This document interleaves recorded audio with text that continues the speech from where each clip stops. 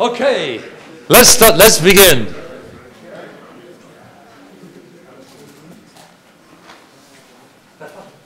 Hey, this is a very exciting day because this is the first research exchange that we've had in this beautiful auditorium.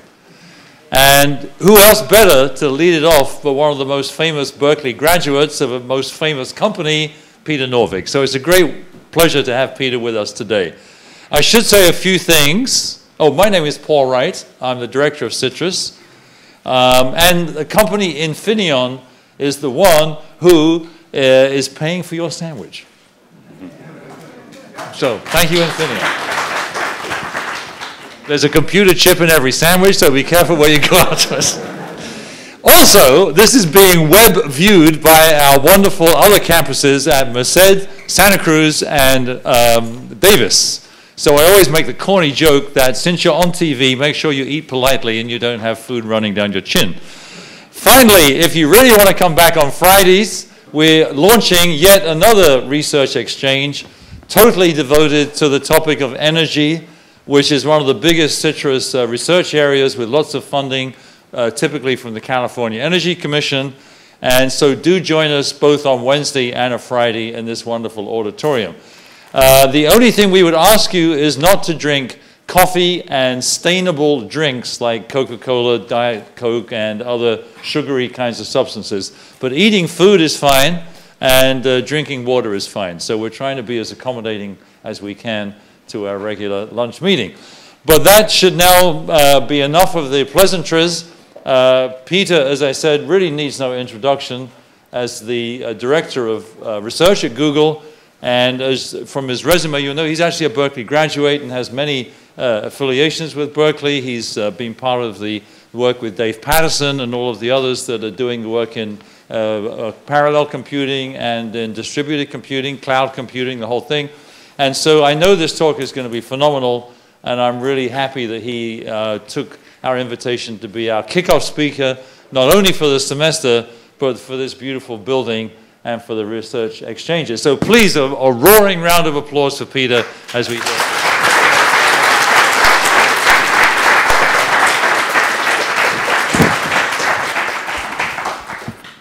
Okay, thank you, Paul. Thank you, Infineon, for the food.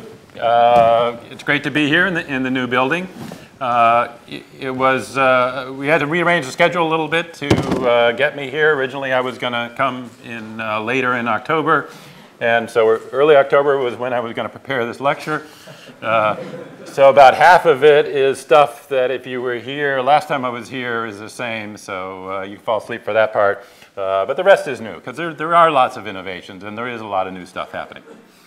Okay, so I want to start off by talking about the way that we understand the world and make models of the world and try to get them into our computers and make sense of them. So this is the process of theory formation. Here's a guy, we'll call him Isaac, and he makes some observations of the world. And then he gets an idea, and then he tries to formulate the idea in the form of a theory or a model. And then you can apply the model to make predictions and do the kind of things we did in my former job at NASA, which is make spacecrafts go in the right place and so on. So it's great that approach works. Of course, it took a couple thousand years before we got somebody who was smart enough to come up with a model like that. So we'd like a process where we can iterate a little faster. We want a more agile theory development than having to wait all the way from Aristotle to Newton to get those kinds of advances. And one of the problems with this approach of formulating theories like that is, as the statistician George Bach says, all models are wrong. So they all make approximations in some way. They don't model the real world completely, but some of them are very useful, like the one Isaac was able to come up with. So the question is, if you're going to be wrong anyways, are there some shortcuts where you can trade off development time to get an answer faster that maybe is a little bit more wrong, but is more useful? And so I thought about that, and I said, well, what if I wanted to be able to do that kind of modeling? What if I wanted to know when the next lunar eclipse was going to occur, but I didn't want to have to do all those complex computations to do the physics. Well, I came up with the answer I usually come up with, which is type in lunar eclipse dates, and without knowing any physics at all, I can click on the first link, and I can say, well, okay, here's where all the next eclipses are going to occur. And so this was a shortcut. And of course, it was a shortcut that relied on somebody else having done the math. But it's an answer just the same. And if someone else has already done it, if those resources are out there, then maybe that's a good way of looking at the problem. Saying if we can solve something by building on the work that somebody else has already done, that can be a useful solution. Okay, so we're going to talk about a couple kinds of models today.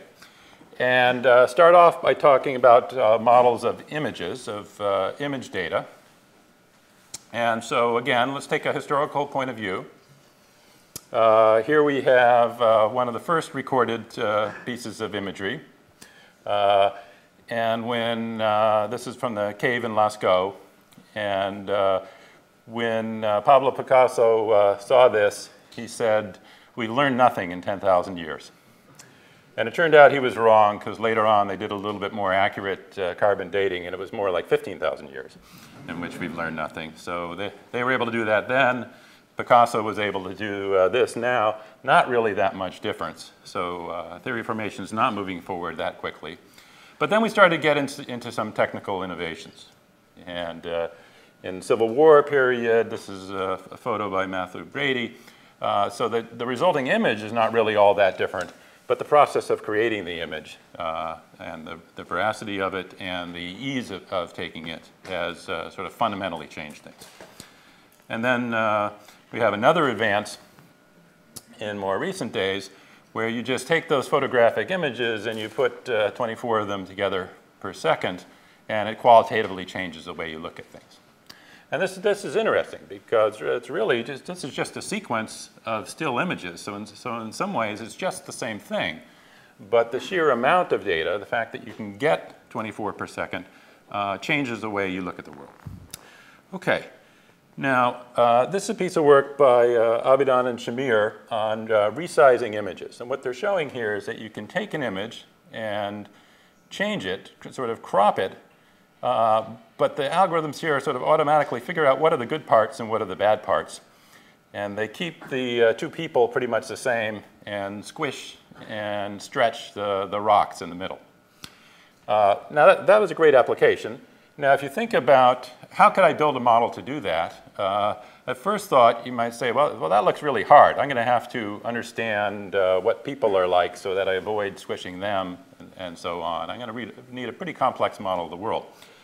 But it turns out that what they didn't have any of that. Instead, here's what they do. You take a picture like this, and for this picture, we want to squish it in this way. So what you do is, for every pixel, you compute the sum of the differences between that pixel and the two pixels to the right and the left. So for this pixel here in the middle of the water, it's very similar to the pixels on the right and left, so its score, its total difference is small. For this pixel right on a boundary, it's similar to the one on the right, but very different from the one on the left, so its sum is larger. And now all you do is say, draw the line that goes from top to bottom that has the minimal sum, and you get something like that. And then you can remove those pixels, squish everything in one dot, and then go from there. So it doesn't know anything about fish or my daughter or anything else. It just knows about differences in pixels.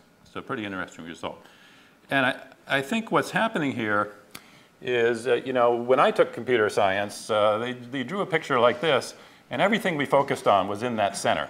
It says, really what computer science is learning how to write those programs. And then, yeah, there's input and output, and there's data, and there's hardware that it runs on. But computer science is the stuff in the middle. And what happened in this case is that the speed in processing made, just as the speed in delivering images in a movie made a qualitative difference, the speed of processing made a qualitative difference here. Because if you think about it, there's nothing in that algorithm that was complicated. You know, I went to grad school here at Berkeley, and I'm proud about that. I was an undergrad at Brown, and Andy Van Dam was doing graphics then, and I took his course. Anybody in that course could have come up with that algorithm in 1978.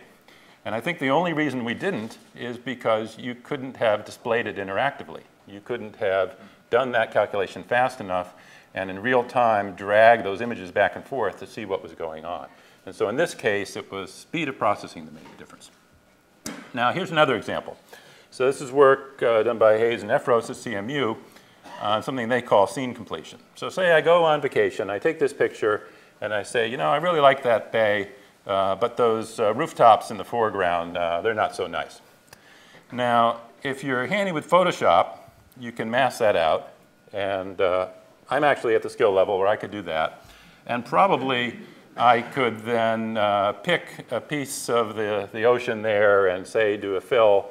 And maybe it would look a little weird around the edges, but I might be able to get that. But now you've left 99% of the population behind. This is getting sort of too sophisticated Photoshop for people to do it. So you really want something that's automated. And what Hayes and Efros said is, let's have a library of images that we've already collected. And when somebody says, I want to replace this part of this image, we'll go in the library, we'll find a part that looks like it, and we'll plug it in. And so you go from this to that via the image at the bottom. And so it's done a great job. It matched up the colors of the ocean perfectly, and it even hallucinated some boats to put in the ocean, which is far beyond my Photoshop ability. I would have never attempted that. And so in this case, yes, they needed to be clever with the program. Yes, they needed processing speed. But it was really the data that made the difference. Because when they started doing this, you know, I showed this library here of 16 images. They started off with, I think, 10,000 or so images, tried the algorithm, and it didn't work. But rather than give up at that point, they kept going and got to millions of images. And all of a sudden, there was this kind of phase transition point where it went from not working to working most of the time. And that transition point was somewhere in the millions of images. That kind of covers the space of shots people want to take. So I think the conclusion here is before you go and start being clever about your algorithm or your model, take a look and see, is there more I can do with the data? Now, this is a chart from a paper by Banco and Brill from Microsoft Research, although Michelle Banco is now a student at University of Washington, and she was an intern with us at Google. What they looked at here was looked at the literature for work on word-sense disambiguation. So this is the task where the program is given a sentence with an ambiguous word in it. The word bank is in the middle of the sentence, and the program has to choose, was that the money bank or the river bank, a sense of that word. And what they pointed out is that if you look in the literature, the game is all along this axis. So people say, I took this standard training corpus of 1 million words, and I invented a new algorithm, and I ran my algorithm on those million words, and I got 0.845% results, and that's indicated by this X here. And that's better than the previous best result, which was this diamond. So therefore, I get to publish a paper in a conference. So that's the way the game is played. But what Banco and Brill said is, you know, instead of going to all that work to come up with a clever algorithm, if we had just gone out and collected 10 million words of training data rather than 1 million, and that's not hard to do. It's easy to find 10 million words on the web. They don't have to be labeled. This is unlabeled data. Now, all of a sudden, the very worst algorithm that anybody could ever publish on this task is performing better than the very best algorithm with 1 million words. And the same thing happens when you go out and collect 100 million. The worst is performing better than the best with less data. And of course, all things come to an end, and eventually it starts to asymptote out, and you've gotten everything you're going to get out of the data. And now finally, this is a good time to start saying, now let's optimize the algorithm. Now, but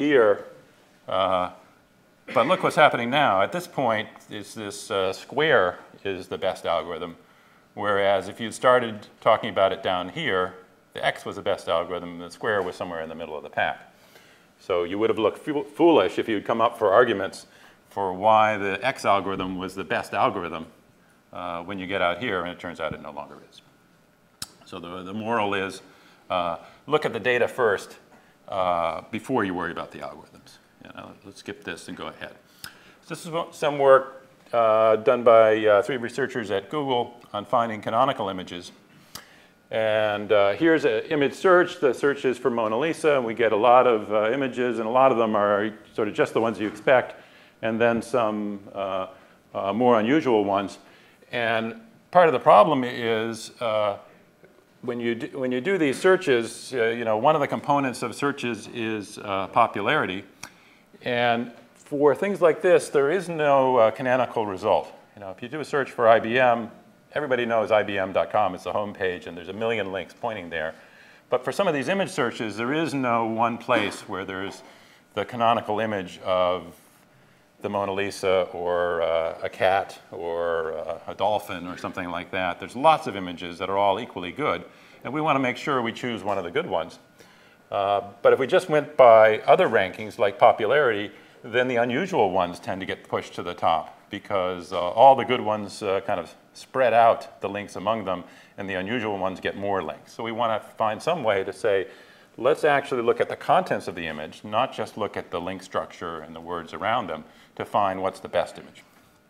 So what the work did was say, take all the results that come back from a search that's based on the keywords, is the keyword Mona Lisa near an image, and then compare all of them to each other. So between every candidate, do an A to B comparison using these scale invariant features, the so-called SIFT features.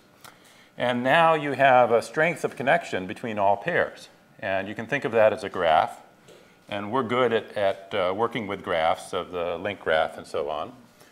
So we translate this into a graph, and then we run algorithms that are similar to the PageRank type algorithm. And now we say, yes, it looks like this guy here is the most central image, and that should be the canonical one that we show. And these other ones here, this is like the Van Gogh version of the Mona Lisa, that's seen as being peripheral. Okay, so the algorithm does the right thing there. Here's another example. The query is Starbucks. It says, yes, I recognize that logo, and that should be the center. And this is just an example of, this is the representation of the SIFT features for something like the Starbucks logo. And one of the nice features of this is that it automatically does clustering. It doesn't have to have one answer.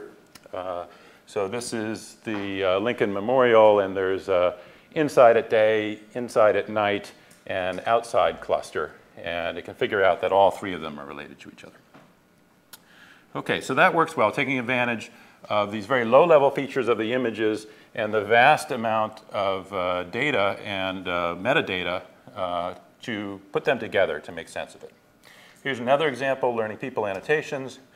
Here's a photo, and there's a caption that says George Bush, Angela Merkel, and a barrel of Bismarck herrings. And so from that annotation, you know that some of the words in the annotation are related to the pictures, but you don't know which one's Bush, which one's Merkel, and which one's the herring. And you also don't know that Herbert Proper, who's an AP photographer, does not appear in the picture. He was behind the camera. But this is not the only photo we have that's marked with Bush. We got lots of those. We probably have fewer photos that are marked with Bismarck herring, but we can take them all together as an aggregate, and now we can learn these models of individual faces. And there you see a selection for George Bush, a selection for Alan Alda. And again, you might think that we need very complex models, the kinds of models that they do in Pixar, very complicated models of the face and so on. And this is far scaled down from what they can do. But it turns out the models that we end up using, this is called the eigenface representation, are not so detailed. It's the amount of data that makes sense for us, not the details in the model. And these are sort of the types of features that we're looking at, these very low-level features. We can combine media. So this was some work on doing celebrity video recognition, so YouTube video. Is there a celebrity in it? And we did it by combining the face tracking face work that we've already seen in the previous work with speech recognition, where here we're doing sort of the inverse part of speech recognition. Normal speech recognition is what are the words. This is speaker recognition, where it's saying, is this the same speaker as we've seen before? And then here you see the performance with and without combining the two media. And mostly it says that the people we've seen the most of, that we have the most videos of, are the ones that do the best. So the lowest error rate was for Michelle Malkin, because we have lots of videos of her. Okay, so step back and talk about sort of the big picture. If you don't have much data, there's not much you can do. So we're in a data poor universe. We have one data point down here and one data point up there. How can we predict what goes on in the middle? Well, you need some kind of a theory. You know, your theory has to say, well, maybe it's linear or maybe it's something else. But if I've only got those 2 points, I'm stuck unless I come up with a theory. You know, what would I do? Well, I'd say, well, maybe it's linear. If I wanted to predict the value for 5, I'll just take something in the middle. Now, if I'm data rich, now I'm much better off. I have more to deal with, and I can say, oh, well, I guess it wasn't linear after all. It looks like it's more of the second order. And one approach I can say is to fit the parametric model and say, now I can throw away the data and say my parametric model is, here's the second degree curve that fits the data, and now I've summarized all the data with these 3 parameters, A, B, and C. The other approach is to say, well, let's just stick with the non-parametric model. Rather than summarizing it with those 3 numbers, let's keep all the data. And now I don't have to have this bias that says it necessarily has to be a second degree polynomial. Now I say it can be anything, but I'm going to use all the data. And when I get a query, I'm going to look at the surrounding data and use that. And for a lot of the work that we're doing, these non-parametric approaches are the ones we use, both because we're not sure what the model is. We don't know that it's a second degree polynomial. And because we have enough data that if it's dense enough, then that data accurately represents the model. Okay, now let's move from pictures to text and look at a couple tasks in text. First task I want to look at is segmentation. So this is a sentence in Chinese, and this is made up of several words. And if you could read Chinese, you would know where the word breaks are. So there are no spaces between the words, but you just have to know, is the first word, is that 1 character or 2 characters? But since I don't read Chinese, let's go to a similar task, which is doing segmentation in English. This is not something that you normally do. Normally, we do have spaces in English, but you do have to do it for things like URLs that are all run together. And we have to do it for queries where people make a mistake and they leave out a space or they put in a space accidentally. We want to fix that up for them. So you can probably parse that pretty well. You can figure out where the spaces should go. And the question is, what did you need to do that? Did you need everything that you know as a speaker of English, all the vocabulary and grammar rules and understanding of the world? If you do need to know all that, then we're probably in pretty bad shape because nobody has a good theory of how all that works. But if you need less information, maybe we can do this task. So let's start out by coming up with a very simple model and seeing how far it goes. So we can say the probability of a segmentation is just the probability of the choice of the first word, where you slice off the first word, times the probability of the rest. That's just kind of breaking things down. And the best segmentation, where segmentation is a list of places where you slice it, is the one with the highest probability. And the probability of a single word we can estimate just by counting. So we go out, collect a bunch of data off the web, count how many times each word occurs. That's the probability of the word, or an estimate of it. And now we can say that the best segmentation is one that we can make, I should say we make a simplifying assumption here to say, in this model, the probability of a word is independent of the surrounding words. The probability of this word occurring here, I don't care what words came before and after it. Now I know that assumption is wrong, but maybe the assumption is good enough to perform this task. So now all we have to do is go through all the possible segmentations. The first word could be N, could be NO, could be NOW, and so on. N is not very common, 0.003%. It occurs as in math formulas and as an initial and so on. NO and NOW are both pretty common words, 0.25% each. NOWI doesn't really occur at all except as a typo. And so you can see the probability for the first words there. And then in the next column is the probability of the rest of the word. So you sort of recursively slice off one word and then the rest. And you can see here that the choice starting with NOW is 10 to the minus 24th, which is 10 to the 5th times better than any of the other parsers. So it's pretty convincing evidence there. And the great thing is that this is the whole program that does this whole thing. Now, there's a little bit I didn't show, these utility functions to count up the number of words and build the probability tables of words. Basically, this is the whole thing. So I didn't need to know a complex grammar of English. I didn't need to know, what these words actually mean and so on. All I had to do was count and then write the simple recursive program, and I'm done. Now, I trained this on a very small data set, 1.7 billion words. That's the kind of data set that easily fits on a laptop and can be loaded into memory and run without having to go to disk. At Google scale, we'd be working on trillions of words rather than billions. But even with that small training set, I was able to get 98% accuracy in segmentation. I won't show the ones that got right, but here's some that got wrong. Let's see if you can do better. So how would you segment that? My program got base rate sought to, and it should have been base rates ought to. Now, both of those look pretty good, but one of them's got to be right and one of them's got to be wrong, so I missed that one. Here's one. So I got, the program got small and insignificant, but it should have been insignificant. And here, both make sense in terms of individual words of English, but small just seems to go better with insignificant than it does with significant. And so this is a case where the simplifying assumption I made, the Markov assumption that each word was independent, that came back to bite me. And if I had said, well, what's the probability of this word given the two previous words, then I could have gone from the data and saying, oh, you know what, insignificant goes much better with small, and significant does not go with small. So it would have made the program a little bit more complicated, but it could have got that one right. Here's one more, it's a harder one. Okay, so my program got G in or mouse go, but the correct answer was ginormous ego.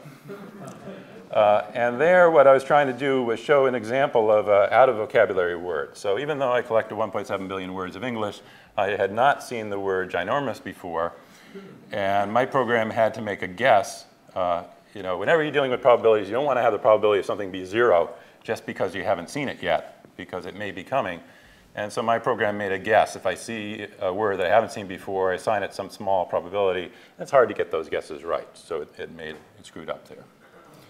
And I said, there's been some URLs. Some webmasters have made some bad choices so this is Who Represents, a very fine website that tells you what agent represents what Hollywood celebrity. Obviously, Who Represents is the correct parse there. Another fine website tells you how to find a therapist. So that's a good one. Another one tells you how to find experts exchange. And by the way, my program got parsed all of these correctly, so it had no problem with this. I don't know why you guys are laughing. But, my program said there's one best parse for these, and it was exactly the intended parse. But there's one that my program unfortunately got wrong, and this was a purveyor of fine writing implements called Penn Island. But unfortunately, when you train on web data, there's another word in there that shows up. So somehow I got that one wrong. And then Speed of Art, you can get art supplies from them. All right. So if these webmasters had my program and had looked at not just the top probability, but the top couple of probabilities, maybe they would have noticed the ambiguity there. Okay. Now let's switch to another task, spelling. My colleague Mehran Sahami, who works in machine learning, always gets annoyed when he types his name into a word processor and it comes out with the little red squiggly lines underneath. And then he gets more annoyed when he hits the OK button and it tells him his name should be Tehran salami. And so that doesn't seem right. But if you think about it, if the program is working off of a dictionary, that's probably the best suggestion it could have made, because his name is not in the dictionary. And that seems like the closest set of words. But if you go on a corpus-based approach where we train on web data, his name is on the web multiple times. And so now, when you type in his name to Google, we can say, yes, that's OK. We've seen that before. There's no spelling error there. And if you spell it wrong, then we can make a suggestion to the right word, because we've seen that. Dictionaries don't update fast enough, but the web does. Of course, there is this issue that there are also, I hate to break it to you, but there are spelling errors on the web. So you can't take the raw data. You have to go through a sort of pre-processing step to get rid of the spelling errors. OK, but how would you build a spelling program? Very quickly. Same model, probability of a spelling correction. Now, there's two factors to deal with. The probability that the correction actually is a word, and the probability that one is a typo for the other. Best correction is one with the highest probability, just like before. Probability of a word we get by counting, just like before. Probability of a typo, now that's tougher, because there's no easy place you can go on the web to say, show me lots of examples of typos. You can see lots of examples of words. That's easy to get. But you can't really get examples where this is a typo for that. Now, once you start running a spelling service and you have people using it every day, you very quickly accumulate lots and lots of this data. But starting out, we didn't do that, and I wanted the program to fit on one page.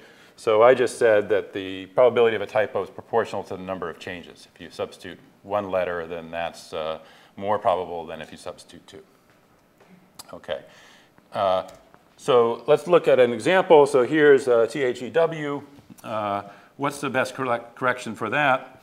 Well, THE is a possibility. It's the most common word. And THEW is just one letter away from THE. And, you know, gee, the W key is right next to the E key. So maybe it was easy to make that slip. So that seems pretty good. How about THAW? Well, that's also a pretty common word, not quite as common as THE. And the typo of substituting an E for an A, that actually turns out to be the most common typo that people make, the most common spelling error. Those vowels sound alike, and so they're easily confused. And then you could go through the other possibilities. So my model essentially does that. It achieves 74%, so spelling is a harder task than segmentation. Here's a program. It's a little bit more complicated than the segmentation program, but it still basically fits on one page. And let's compare that to a more traditional approach. Now, this is some code from htdig, which is this open source information retrieval or search program. And it's a very fine program, and I don't want to belittle it in any way.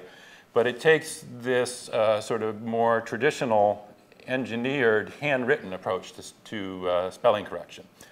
And there's actually 4 or 5 different files that have to do with spelling correction. Here we're looking at metaphone. There's this thing, soundex. There's spelling here, and so on. And what it's doing here is it's coming up with a representation of what a word sounds like. And if 2 words sound the same, then they may be spelling corrections of each other.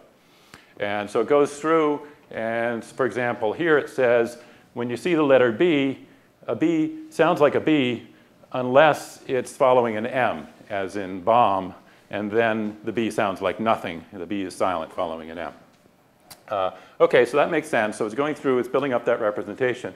But just look at this case for C. It says, well, C, sometimes it sounds like an X, sometimes it sounds like a CH. It does something here if it's followed by an IE or a Y.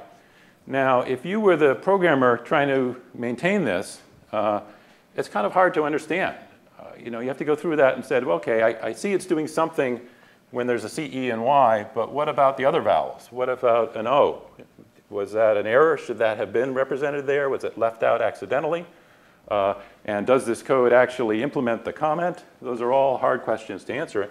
If you wanted to figure out should an O be there, probably you'd have to go to the data. You'd have to say, show me lots of examples of words where C follows an O, and then I'll look at them and I'll try to figure out if this rule is right or not. So these rules are hard to maintain. In the end, they're motivated off the data anyways. And another problem of this is, say I'm the engineer in charge of maintaining this, And my boss comes to me and says, you know what, next week we want to launch spelling correction in 11 new languages. So quickly just transform this code to make it work for Latvian and Yiddish and Polish and so on, and have that running by Monday. Well, that's not going to work very well, because in every language I pretty much have to start from scratch, because the sounds are different in each language. But if I took the data-driven approach, then I don't have any of this code to maintain. And if you want me to do it in 11 new languages, I just say, sure, just give me a couple billion words in each language. I'll run it through. I'll test it to make sure it works OK, and then we'll be set. OK, so that's the advantage of the data-driven approach. Now, where does all this data come from if it's so good? Well, it comes from stuff that people write. Here's a pile of books. That's 100 books. Here's some scale models. You've seen those guys before. Now, if you build a wall of 100 books high and stretch that wall out from here to the East Coast, and then had it made a U-turn there and come back, that would be about the number of pages that are on the internet. So that's a lot of pages. Now of course, a lot of them are junk, and so probably we throw away 99% of them. Maybe you'd throw away 99.9% of them, but we still got a lot of good stuff. And what can you do with that? Well, we showed what we can do just with word counts. Google published this word count of 1 trillion words, so that's 1,000 times bigger than the examples that I used. And here's some examples of the counts from somewhere in the middle of this n-gram corpus. And so note this doesn't tell you anything about what these words actually are. It doesn't tell you what they mean. It doesn't tell you that serve is a verb. But it gives you a very detailed understanding of how they're used rather than what they mean. And compare that to a dictionary, which is just the opposite. So it tells you that serve is a verb. It has a very small number of senses, a dozen or so. And for each sense, it has 1, maybe 2 examples. So these two are kind of at opposite ends of the spectrum. Maybe it'd be nice to see if they could work together. OK. So we talked about textual data. We talked about image data. Another important source of data is interactions that we have with users. And one of the products we were able to build from that was the flu trends. And here, the idea is to figure out when there's a flu epidemic. And people have been tracking this for years by looking at things like emergency room admittance, doctor office visits, even tracking pharmacies to see how many of these various medicines people are buying, and is there an outbreak. We decided to see, let's see if we can do it just by looking at queries that people come up with. And the answer is yes, we can do a pretty good job. We can predict when an epidemic of flu is spiking and where it is. It was in the southern hemisphere over the summer, and now maybe heading to the northern hemisphere. And seems like we can get a week or two advance over these other metrics, because people come and do searches first before they go to the emergency room. Okay, so that's another source of data. All the things I've talked about so far have been kind of low level. I want to talk a little bit about more semantic understanding. We did this project called Google Sets, where you can put in whatever you want. Here I put in Picasso and Matisse. You get back these sets of artists. It seems like it's done a pretty good job of understanding that these are all artists. You put in lions and tigers and bears, it comes up with lots of other animals. But it seems like it's not perfect. And I put in italics some weird things like musical and toddler. How'd they get in there? So see if you have a good explanation for why those could have occurred. And now let's talk about how you might build this thing. Well, you could just go to the web and look at text. And if you go to IMDb, they have these quotes from movies. And lions and tigers and bears occur in the same sentence. Maybe that's evidence that they go together. But note that other words go together. So some and but also appear in the same sentence as lions and tigers and bears. And you wouldn't want to say that that counts. So it seems like it's hard to use this kind of data. Now here's more structured data. That's much easier to use. So now the author has said in HTML that these are list items. They belong to a list. And I've even underlined them so they're important. And that seems like a much better clue. So maybe we can throw away the hard stuff and just concentrate on the easy stuff. And this is the answer to the query I posed, is that the web reflects the world, but it also reflects specific interests. And one of the interests is buying things. And it's hard to buy a leopard or a cheetah on the web, but it's easy to buy a stuffed animal. And so they get conflated. Another thing you can do is look at the logs. If you have interactions with users and they ask for cheetah pics 1 minute and leopard pics the next, maybe that means they're related in some way. And if you do want to tackle the hard stuff of actually looking at the text and trying to make sense of it, one approach you can take is to try to make it easier for yourself. And Marty Hurst, who's here at Berkeley, came up with the idea of looking for key phrases that are easy to parse. And one of the phrases she suggested was such as. So if you want to know what goes with lions, search for such as lions, and now you know it's comparing something to lion. And the great part is that it's pre-parsed for you. You don't have to figure out where the noun phrase begins and ends because they got commas around them. And you just look at the things after the commas and take that. And that works great when it occurs, and so you'll find out that lions and tigers are related to each other. Now, of course, there's 1,000 different ways that the author could have said lions and tigers, and most of them are not going to use such as. But the internet is redundant enough that even if you throw away 99% of the times lions and tigers are mentioned, there's still enough left with the such as that you can get the information. Okay, so that's interesting. There's other kinds of work you can do for these very specific types of patterns. One of the patterns we looked at was looking at parentheses in Chinese text. So here's some examples of places in mixed Chinese and English where you get parentheses, and they can be used for all types of things. You know, there's parentheses around programming statements and so on, but a lot of them are used for translations. And so we mine that, we look for all the places where we had Chinese text, English text, threw out the ones that we thought were not translations, and then you get this kind of a table. And this was actually the biggest and most reliable table of these types of translations that had been created to date. And it was done just by looking at this one pattern. We didn't have to understand how to parse all of Chinese. We only had to parse the stuff in between parentheses. Okay, let's look at machine translation. Last week, we launched a bunch of new languages. We're now up to 51 languages. And so we can do 51 times 50 pairs of languages. That's about 100 times more pairs anyone else has been able to do before. And we've done it because we've eliminated the linguist out of the pipeline and said, we're doing it all with data. We don't have to speak these languages to be able to translate them. We just have to be able to collect the data. Now, what data do you collect? Well, you get parallel text. And when I checked into my hotel in Berlin last time, I got a nice example of parallel text. They had this brochure, and on the left-hand side was the German, and on the right-hand side was the English. And now, even if I'm not a German speaker, if somebody comes up to me and says, how do you translate this exact sentence? I can say, yes, I know that answer. It's that sentence on the right in English. Of course, the problem is nobody's going to ask me exactly that sentence. So now I want to be able to go in and come up with a model that says what aligns to what, so I can figure out subparts of that sentence and string them together. So I'm given a collection of pairs of aligned sentences, and now I want to figure out what word aligns to what. So maybe Kunst means art, but maybe it means culture, or maybe it means something way at the other end of the sentence, or maybe it means a multi-word phrase. Just from this one example, I don't know.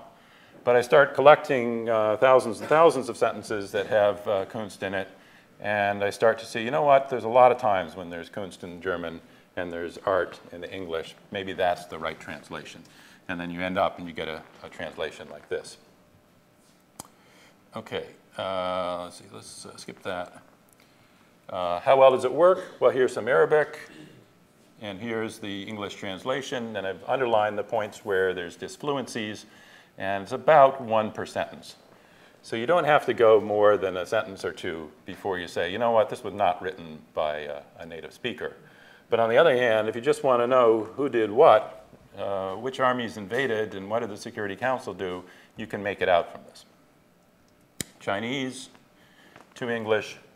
And here you notice it's more like 2 or 3 disfluencies per sentence rather than 0 or 1 or 2.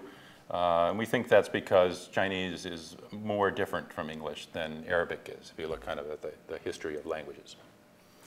Okay, so how does it work?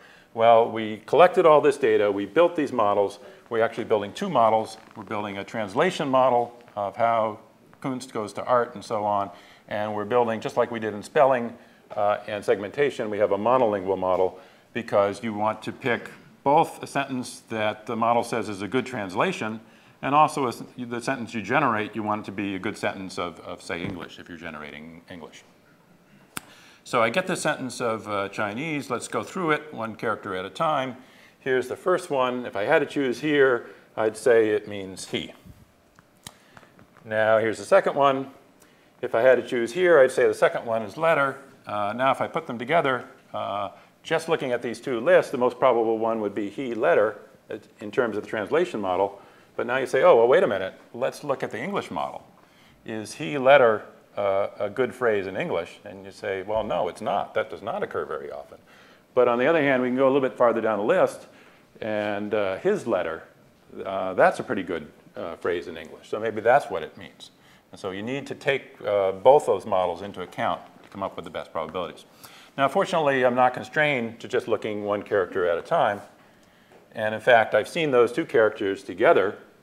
And in fact, they do mean his letter, but they're also a proper name. And in fact, the proper name is more common.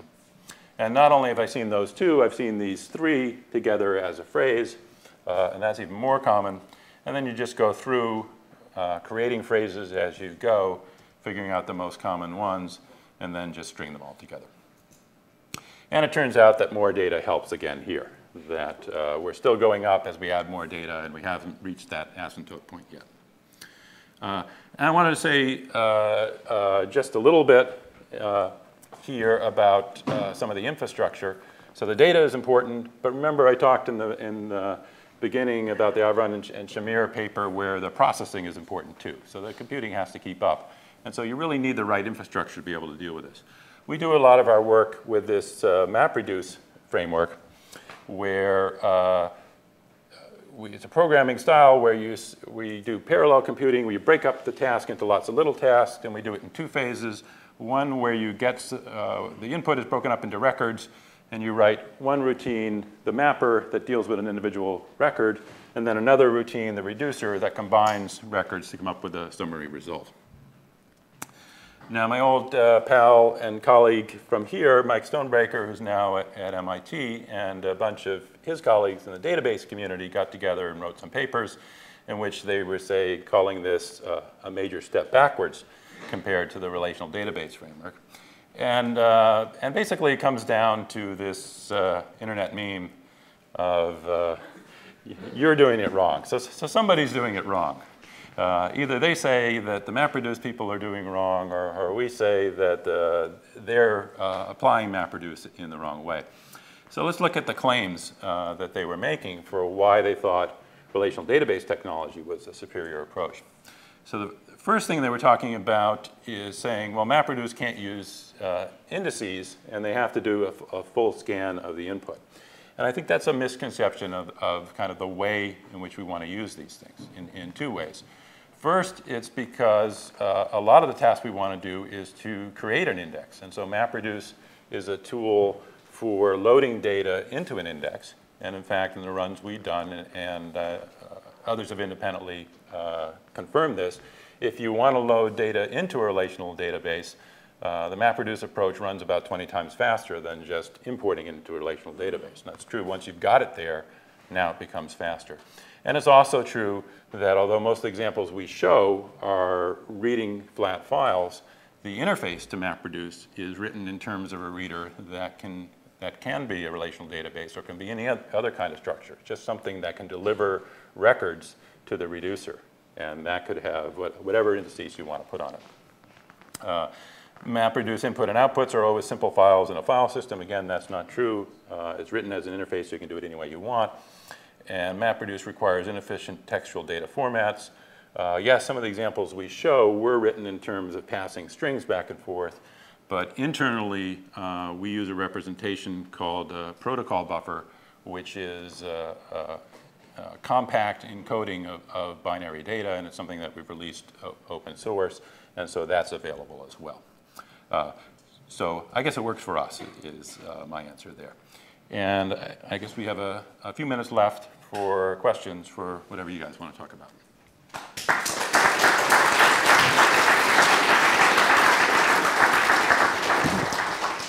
So I do have one that's coming from online. It says, Okay. what are the latest discoveries and advancements with regards to recognizing human speech? Okay, for speech recognition. I think it's a similar kind of story there where for years we've seen slow advances, mostly driven by having more data. And it's just starting to get to the point where I think the hardware and the systems are catching up to where speech is going to become popular. And we have it available now on the iPhone and the Android phone and so on. For some reason, it never took off on the desktop. Bill Gates has been saying for decades that speech is coming, and it isn't here yet. But I think on the mobile is a much better application. I think there's a couple areas that we're focusing on. So one is having better models of what to expect from the speech. And so we have a directory assistance program. And it really helps that we can load into our program all the streets and all the business names in the town that you're looking for. And having that model constrains the recognition, enables you to do better. And this is something that was not available a few years before. It used to be you could only load a very small model into memory. Now we can have every street rather than every syllable. And so we do a better job there. The other thing that's important is dealing with noisy environments. And so it's easy to make speech recognition run in a lab where you got a $1,000 microphone and the walls are padded with sound-reducing foam and so on.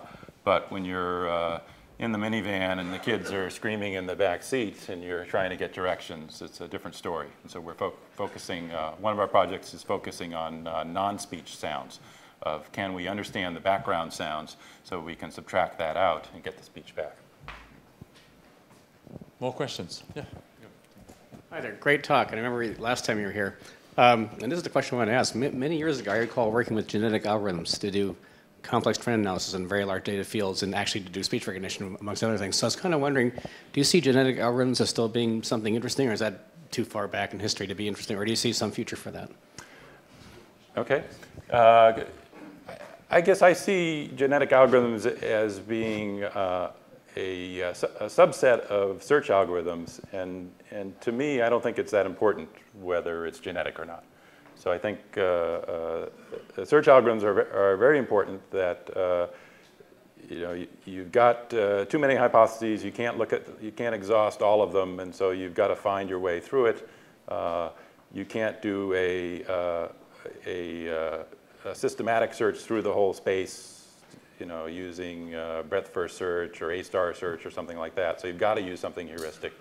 And a genetic algorithm is a very good way to do that, but so is hill climbing and other things. And so I would sort of lump them all together rather than saying there's something magical. I mean, genetic algorithms have a nice sort of brand name behind them. And I think they are helpful because they seem to help people, help the human analyst think about it. But once they're actually running, I don't think it matters too much whether it's a genetic algorithm or a hill climbing algorithm. I have a question. You opened up talking about the model iterating between Aristotle and Kepler and Galileo and all those guys, finally getting to Newton 2,000 years later. And models sort of exist in a space that's both visual and textual and abstract. And so I was wondering if you foresaw any near-term implementation of any of this stuff or something related on Google Scholar and trying to do what a lot of people end up doing, going through and finding papers that are alike and are talking models about the same ideas. Yeah, that's very interesting. I guess we're not really currently doing things like that, but I know other people have. I've seen some great visualizations of fields of research where they have little circles and arrows of saying here's this field and here's how it interacts with another field and here's another one that's off by itself. That seems pretty interesting.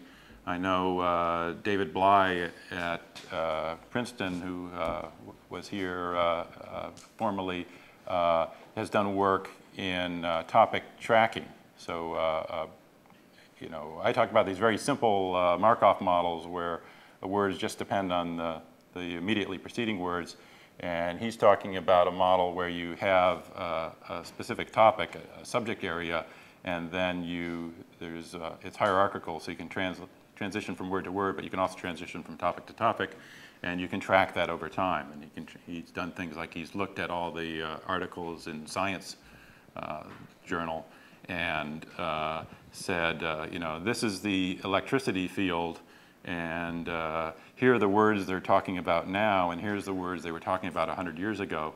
And those words are completely different, but you can see the progression. It's the same field, and it's just gradually moved from one emphasis to another.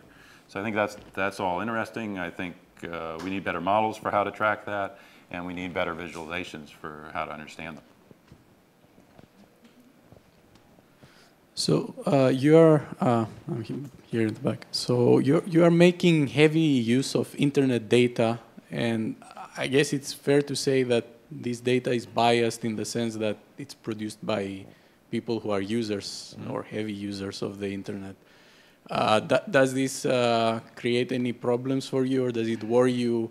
Like, will this approach be sufficient for more semantical uses of analysis that you may have in the future? So that's a great point. So it is biased, and we saw some examples there where it's biased towards commerce rather than the real world. It's still the case that it's biased towards computer nerds rather than the real world.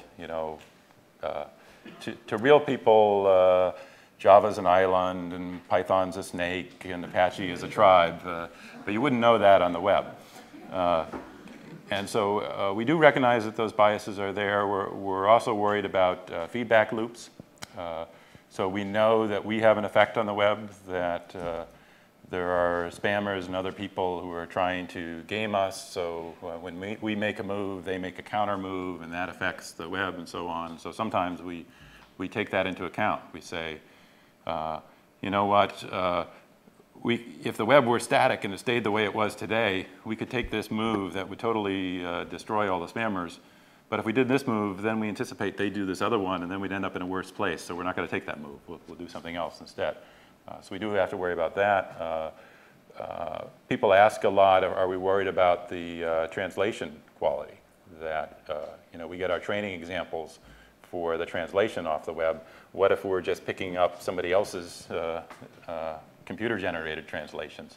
And that hasn't happened yet, but it is something we'd want to monitor to see if it happens in the future. One or two more questions? I've got one here.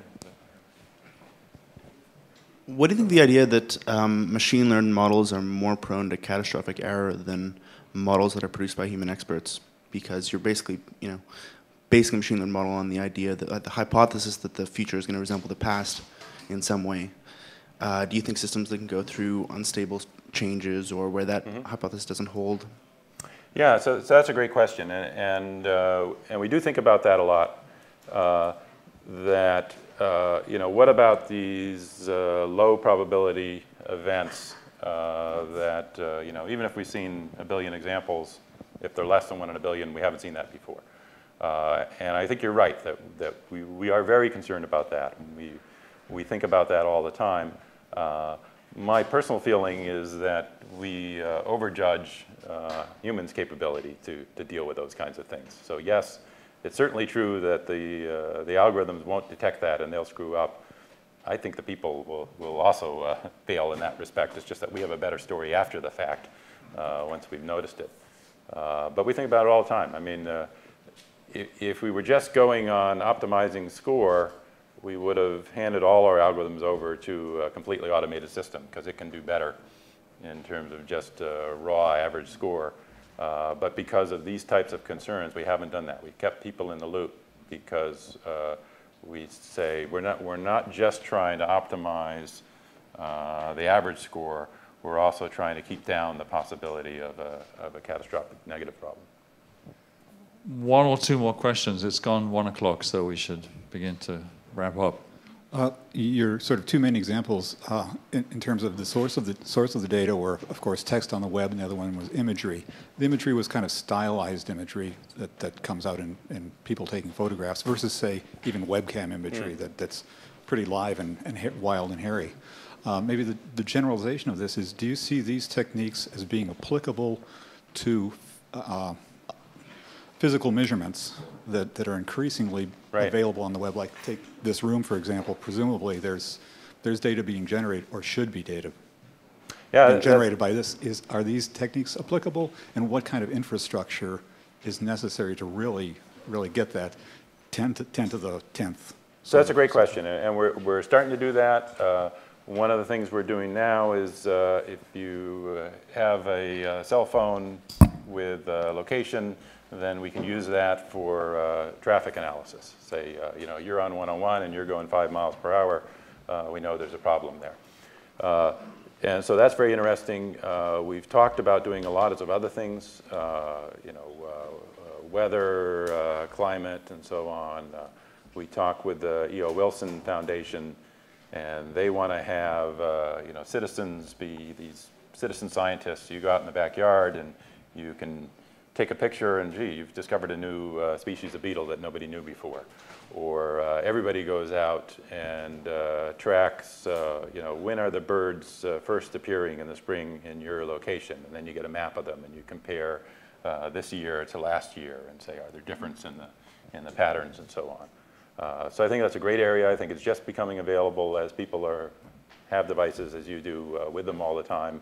I hope to see all sorts of peripherals for them. You should be able to get thermometers and various kinds of atmospheric sensors. And we were just talking with Joe Hellerstein earlier about earthquake detection, right? So my phone has an accelerometer on it.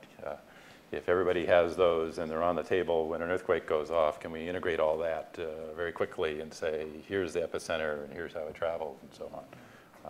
I don't know what's going to happen, but I think it's a great opportunity. Very good, and that's maybe the best place for us to leave it, because it's the intersection of where we're going and where we are now. So let's have a wonderful round of applause for Peter.